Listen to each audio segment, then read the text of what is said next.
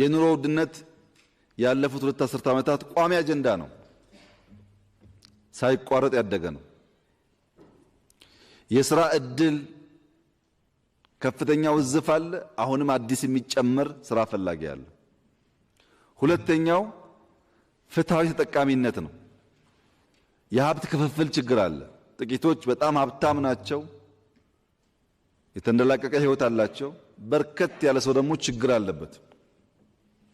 ይሄን ለመፍታት የዋጋ ንረቱን ድሃ ተኮር እንሁን፣ የድሃ ቤት እንስራ፣ ምግብ እናጋራ፣ የድሃ ልጅ እናስተምር፣ በየጓሯችን አትክልት እንስራ፣ ሰው እንዳይራብ ማዕድ ማጋራት፣ ያለው ለሌለው የማጋራትን ባህል እናዳብር ብለን ጀመርን። ጅማሮ ነው። ሁሉ አያጋራም፣ ሁሉ ቤት አያድስም፣ ሁሉ ተማሪ አይመገብም። ገና ነው፣ እያደገ ያለ ባህል ነው። ስራና ጊዜ ይፈልጋል። ጀምረነዋል። ድሃ ተኮር ለመሆን በጣም በርካታ ጉዳዮች፣ በርካታ ቤተሰብ አግዘናል። በዚህ ዓመት አዲስ አበባ ከ5000 ሰው በላይ በዚህ 6 ወር ቤት ገንብቷል። ትልቅ ነገር ነው። ግን ያለው ፍላጎት 5000 አይደለም። 5000 ገነባን ብላችሁ ኮንዶሚኒየም አይደለም። ኮንዶሚኒየም 100,000 ገደማ አስረክበው አዲስ አበባ ባለፈው ዓመት 5000 ከ5000 በላዩ የተለያዩ ግለሰቦች፣ ቡድኖች የድሃን ቤት አድሰው ጠግነው በነፃ የሰጡት ነው። ይሄ 5000 50,000 ቢሆን 50,000 100,000 ቢሆን እየዋለ እያደረ ችግራችን እየፈታ ይሄዳል። ጅማሮ ነው። የሥራ ዕድል በሚመለከት ለመጀመሪያ ጊዜ የሥራና ክህሎት ሚኒስቴር ሆኖ ሲቋቋም በዚህ አጭር ጊዜ ውስጥ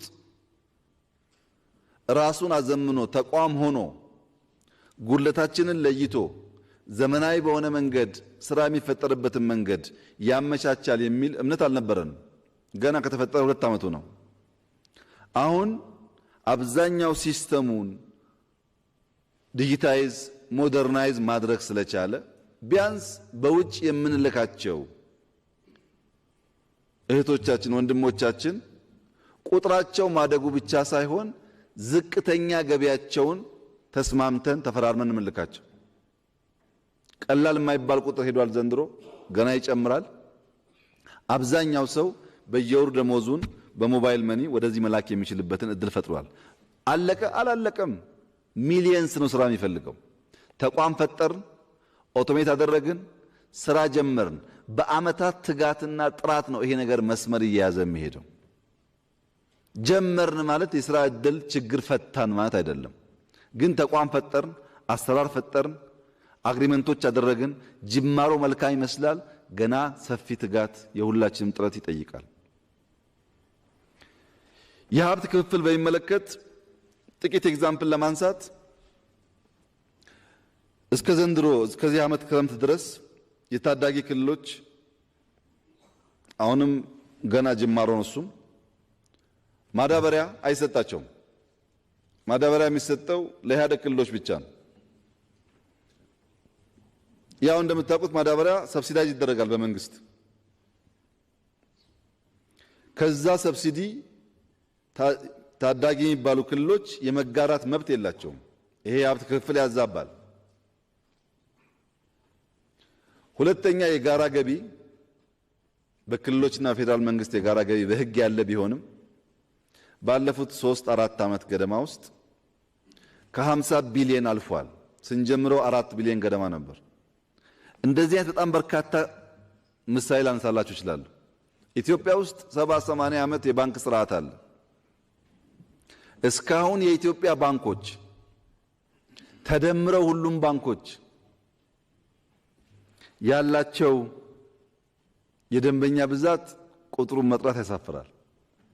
ከዚያ ውስጥ ዋነኛ ተበዳሪ የሚባሉት 1% ይሆናል። የኢትዮጵያ ሀብት ጥቂቶች ተበድረውት ቢከፍሉም ባይከፍሉም ቢያንስ ኮብራ እየነዱ ቢያንስ ፎቅ አለኝ እያሉ፣ አብዛኛው ህዝብ ግን መነሻ ትናንሽ ገንዘብ አግኝቶ በጋራ የምናድግበትን እድል ፈጣሪ አልነበረም። አለቀ? አሁን አላለቀም። ገና እየጀመረ ነው። ገና ችግር አለ። አሁን ግብርና በቂ የሆነ ከአጠቃላይ ሀብታችን የብድር ግኝት እጥረት አለበት።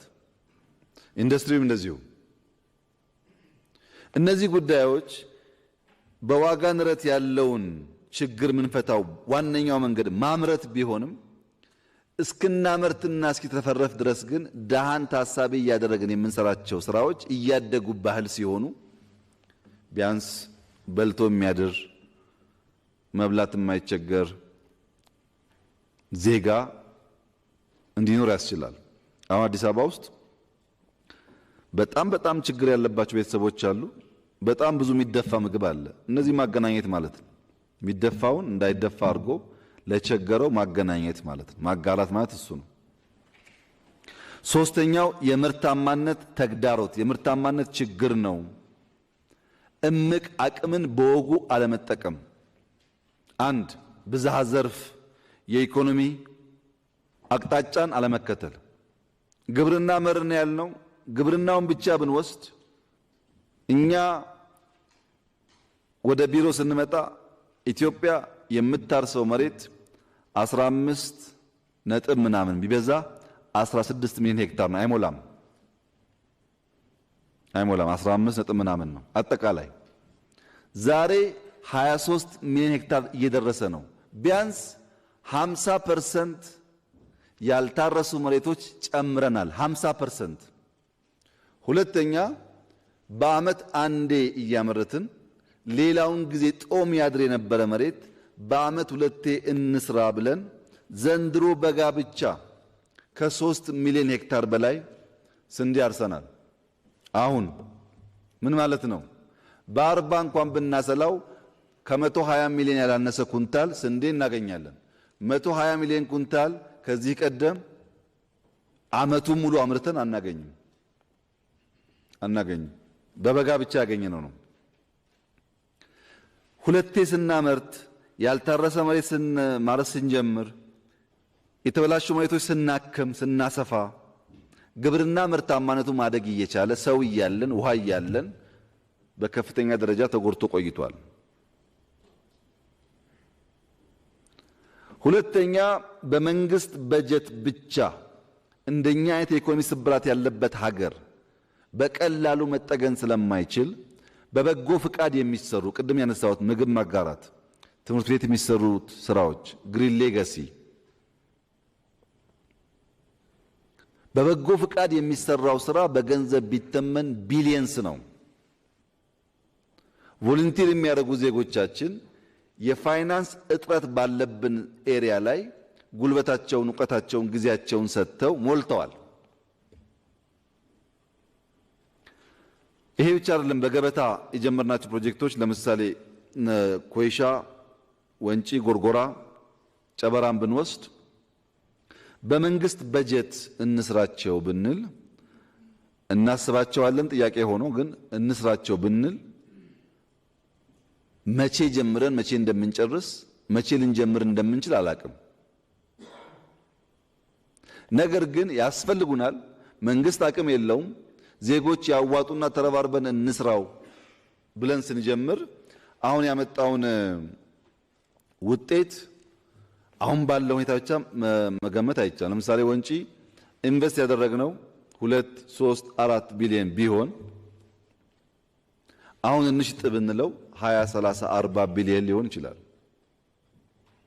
ጎርጎራ ኢንቨስት ያደረግነው የሆነ ቢሊዮን ቢሆን አሁን እንሽጥ ብንለው በጣም ብዙ ብር ነው በኢንቨስትመንት እንኳን ቢታይ። ኢትዮጵያ ውስጥ አሁን ባለው ጂዲፒ ትልቁ ሼር ሰርቪስ ነው። ከግብርናም ከኢንዱስትሪ ይበልጣል። ሰርቪስ ማለት አንዱ ቱሪዝም ነው።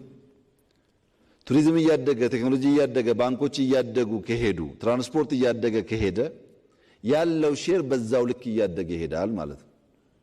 እስካሁን ምን አየን? መነሻዎቻችን አየን። መነሻዎቻችን የፖለቲካ ስብራት አለበት። ያልተመለሱ የሰው ልጅ ቀጥተኛ ተዘዋዋሪ ፍላጎቶች አሉ። የኢኮኖሚ ስብራት አለ። እነዚህ ሁሉ መነሻዎች ከዚህ ጉዳይ ወጥተን ወደሚቀጥለው እንድንሄድ የተሻለ ነገር እንድናመጣ ስፕሪንግ ቦርድ ሆነው ያግዙናል። ይሄ ችግር አሁን ኢትዮጵያ ውስጥ ያለ ነው፣ ህልም አይደለም። ኢኮኖሚ ስብራቱ፣ ኑሮ ውድነቱ፣ ስራ አጥነቱ፣ የዲሞክራሲ ጥያቄው፣ የሰላም ጥያቄው ያለ አሁን። ስብራትን መጠገን ለትውልድ መታመን ይላል። አፍሪካ፣ ኢትዮጵያ፣ የዓለም ፖለቲካ በጥቅሉ በበርካታ ስብራቶች፣ ድካሞች፣ ፈተናዎች የተሞላ ነው። የፖለቲካ ዓላማ አንግበው የሚሰሩ ግለሰቦችና ቡድኖች በተለይም አሸንፈው እንደኛ መንግስት የመሆን እድል ያገኙ ፓርቲዎች እነዚያን ስብራቶች እንዴት እንደሚጠግኑና ቀጣዩ ትውልድ ከዚያ ፈተናና መከራ የተሻለች ሀገር መረከብ እንዳለበት የሚገዳቸው የሚያስቡ፣ የሚመክሩ ለዚያም ተግተው የሚሰሩ መሆን ይኖርባቸዋል። ያን ለማሳካት አሻጋሪ ሀሳብ ብቻ ሳይሆን ተሻጋሪ ምናብ ያስፈልጋል። በየጊዜው አዳዲስ ስራ፣ አዳዲስ ጉዞ፣ አዳዲስ ምልከታና ስብራት መጠገን የሚያስችል ቁመና መያዝ የምንችለው የሀሳብ ልዕልና ካለን፣ የሚሻገር ምናብ ካለን ብቻ ነው። ይህ ካለ የእይታ ጥራት ይመጣል። ሰው አጥርቶ ማየት ከቻለ የሚያየውን ነገር ከሞላ ጎደል ሊገነዘብ ይችላል። አይቶ 100% ይገነዘባል ማለት አይደለም። የተቀራረበ ግን ሊገነዘብ ይችላል። ተሻጋሪ ምናብ ያላቸው ግለሰቦችና ቡድኖች ከአንድ አካባቢ ከውስን ጊዜ የተሻገረ የፖለቲካ ምልከታ ይኖራቸዋል። ተሻጋሪ ምናብ ያላቸው ሰዎች በውስን ሰፈር አይታጠሩም። በውስን ጊዜም ራሳቸውን አይገቱም። የሚሻገር ጊዜን የሚሻገር ስፍራን የሚሻገር ታሪክ መስራት የሚያስችል ቁመና ይኖራቸዋል። ያ ካልሆነ ግን ምንም እንኳ ተደራጅቶ መንግስት ቢሆንም ውሎ እያደረ ወደ ሰፈር መግባቱ አይቀርም። ተሻጋሪ ምናብ የሌለው የጠራ ሐሳብ የሌለው ከሰፈር ሊሻገር ይከብደዋል። ከሰፈር ያልተሻገረ ደግሞ ስብራት መጠገን አይችልም። በገዘፈ ሐሳብ እና ምናብ የምትመራ ሀገር ትበለጽጋለች፣ ትጎመራለች፣ ችግሮቿ ይፈታሉ፣ ስብራቶቿ ይጠገናሉ። እነዚያ የገዘፉ ሐሳብ የሚሻገሩ ምናቦች የሚሰሯት ሀገር እንደኛ በዕዳ ቀንበር ትከሻዋ የጎበጠ አይሆንም። ይህ እንዲሆን አንዱ በሐሳብና በምናብ ማየት የሚገባን ጉዳይ ዛሬ ካልበላው አልተሰራም ከሚል እሳቤ መውጣት ነው። መካነ ትምህርት ስብራት ነው። ላይብረሪ ያስፈልጋል።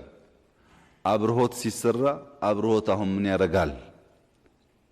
አሁን ተከፋፍለን ካልበላ ነው በስተቀር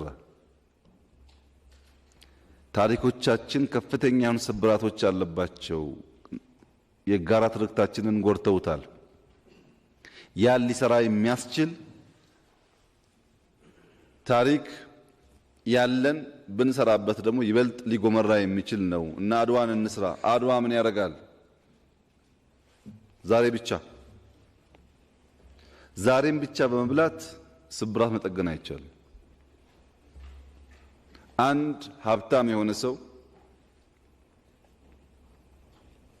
ብዙዎች ሃምብል ቢግኒንግ አለን ከዝቅተኛ ነገር ጀመርን ብለው የሚናገሩ ሀብት ያደረጁ ሰዎች ቁርሴን ሳልበላ ቆጥቤ ኢትዮጵያውያን ደግሞ ሲሆኑ ቦክስ ሰርተው ራሳቸውን ዲሲፕሊን ለማድረግ እየሰሩ ሳንቲም እዛ ውስጥ እየጨመሩ ሳንቲም ላይ ተደምሮ ብር ላይ ተደምሮ ከጊዜ ብዛት እቁብ እየገቡ ነው ሀብታም ይኮኑ። ተቸግረው በሆነ ዘመን ተቸግረው ተጨማሪ ሰዓት ሰርተው ገንዘባቸውን አከማችተው ነው የኋላ ኋላ ሀብት አፈራው የሚሉት እንጂ ገና ሊስትሮ ሆኖ የጀመሩ ቀን ሎተሪ ማዘር የጀመሩ ቀን የሰሩበትን ገንዘብ በሙሉ ቢበሉት ባይቆጥቡ አንድ ቀን ሀብታም አይሆኑም። ሀገርም እንደሱ ነው። የተገኘውን ሁሉ በልታ የተገኘውን ሁሉ ተከፋፍላ ስብራት መጠገን የምትችል ሀገር መሆን አትችልም። ለዚህ ነው ከሰፈርና ከዛሬ መሻገር ያስፈልጋል የሚባለው። የኢትዮጵያን ሁኔታ እስካሁን የነበርንበትንና እየተከተልን ያለነው መንገድ ልንደርስበት የምናስበውን ግብ ለመገንዘብ አጀንዳዎቻችን ከፍ ያሉ ይሆኑ፣ ስራዎቻችን ከፍ ያሉ ይሆኑ። አድዋ ካልንም ጥርት ያለ 20 30 40 50 100 ዓመት ውስጥ የሆነ ሰው መጥቶ ላፍርስህ የማይለው ለትውልድ የሚሻገር የገዘፈና ጥራት ያለው ይሁን። አጀንዳው ከፍ ያለ፣ ሐሳቡ ከፍ ያለ፣ ምርቱ ከፍ ይላል። ያደገ ሐሳብ፣ ያደገ እይታ፣ ያደገ ምልከታ ሲኖረን ትናንሹ ጉዳይ ይፈታል ማለት ነው። ወይም በእኛ ሁኔታ እንመልከት። የሚኒሊክ ሐውልት ይፍረስ የሚኒሊክ ሐውልት አይፍረስ በሚል ተጨቃጭቀው በሐውልት ምክንያት ሰው የሚገሉ፣ ይፍረስ አይፍረስ የፖለቲካቸው ዋነኛ መከራከሪያ የሆነ ይፍረስ አይፍረሱን ትተን አድዋ ብለን ስንሰራ ረሱት ሐውልቱን። ቢገር አጀንዳ ስታመጡ ትናንሾቹ ይዋጣሉ ማለት ነው። አጨቃጫቂ የሆኑ የስብራቶቻችን ምንጭ የሆኑ ጥቃቅን አጀንዳዎች ሲፈጠሩ ትላልቅ ነገር በመስራት እነሱ በዚያ ትልቅ ነገር ተውጠው ሀገር የማይነቀንቁ እንዲሆኑ ማድረግ ይቻላል። ስለዚህም አሻጋሪ ሐሳብን፣ የጠራ ሐሳብን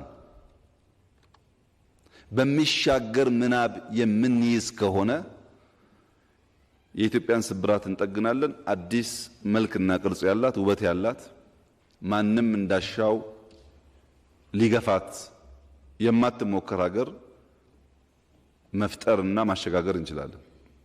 ይሄን ለማድረግ ሁለት የፖለቲካ ካምፖች አሉ። አጠቃላይ ፖለቲካን በሁለት ካምፕ፣ በዚህኛው ካምፕና በዚህኛው ካምፕ ከፍለን ማየት እንችላለን። የፖለቲካ እይታ ካምፖች በሁለት የሚከፈሉት መጀመሪያ ፖለቲካ የሚለው ሐሳብ በራዕይና በእሴት በቪዥንና በቫልዩ የአንደኛው ራዕይ ከአንደኛው የአንደኛው ቫልዩ ከሌላኛው በመለያየቱ ምክንያት ሰዎች የሚሰባሰቡበት ቋት ነው። በቪዥንና በቫልዩ ይሄ ፖለቲካ ግን ሁለት መልክ አለው። ፖለቲካል እይታን እንደ ኢንስትሩመንት የሚጠቀሙ አሉ። ፖለቲካ ማለት በፈለገው ራዕይ በፈለገው ቫልዩ ይሁን ስልጣን እስከመያዝ ብቻ፣ ስልጣን ከያዘ ያለቀ የተሟላ አንኤን ሪዛልቱ ስልጣን መያዝ ይሆንና ከዚያ በኋላ ሁል ጊዜ ወንበር መጠበቅ ይሆናል። 20 30 40 50 ዓመት ያችን ስልጣን የመጨረሻ ግብ ስለሆነች ለዜጎች ምን ትሩፋት አመጣች ሳይሆን እሷን ይዞ መኖር የሚከተሉ ፖለቲካን ኢንስትሩመንት የሚያደርጉ ወደ ስልጣን ለመውጣት ኢንስትሩመንት የሚያደርጉ ኃይሎች አሉ። ሁለተኞቹ አይዲያ ያላቸው፣ ሞራል ያላቸው፣ ፖዚቲቭ ቲንኪንግ ያላቸው ፖለቲካን እንደ ድልድይ ይወስዳሉ። የሆነ ሐሳብ ለማሳካት የሆነ ህልም ለመፍታት ድልድይ ሆኗቸው ስልጣኑን ከያዙ በኋላ ያ የሚያስቡት ዋና ዋና አንኳር ነገር ለመተግበር ይጠቀሙበታል። ራሱ ለስልጣን ግብ ሲሆንና የሆነ ጉዳይ ለማሳካት ድልድይ ሲሆን ይለያያል። የመጀመሪያው ካምፕ ራስ ወዳድና ምኞት ወለድ ፖለቲካ ነው። በሀገር ደረጃ፣ በፓርቲዎች ደረጃ፣ በግለሰብ ደረጃ ሊገለጽ ይችላል። ራስ ወዳድ ነው። የነገር ሁሉ ማጠንጠኛ ማዕከል እሱ ነው።